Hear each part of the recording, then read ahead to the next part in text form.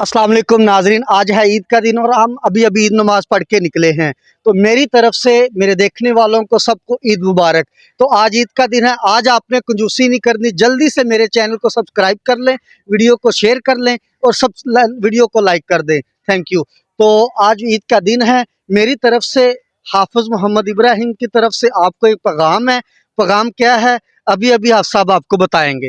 अस्सलाम वालेकुम जी। वालेकुम अस्सलाम। क्या हाल है इब्राहिम भाई? अल्हम्दुलिल्लाह जनाब वाला। ईद मुबारक सबसे पहले आपको। खैर मुबारक आपको भी और तमाम भाइयों को भी। मेरे देखने वालों को, सब्सक्राइबर को, व्यूवर को आज कोई एक अहम ईद का पैगाम दें जिससे इनका दिल खुश हो जाए। पैगाम यही है कि हमने जैसे अल्लाह ताला की तौफीक से रमज़ान मुबारक में मेहनत की, अल्लाह ताला के हुक्मों को बजावरी लाए, उस पर अमल किया, तरावी में, इसके अलावा कुरान मजीद की तिलावत, रोज़ा, हर तरह के इस यानी कि जो भी अहकामात अल्लाह ताला के उनको पाबंदी से अदा करने की कोशिश की। तो आम दिनों में भी रमज़ान के बाद भी हमें इसी रूटीन को जारी रखना चाहिए। ये नहीं है कि सिर्फ रमज़ान मुबारक में हम बस वो काम किए, अब दूसरे दिनों में ये बतौर मशक थे। अल्लाह ताला ने हमें एक मशक के लिए महीना दिया, अब इसको पूरा साल हमें इसी काम को लेकर चलना है।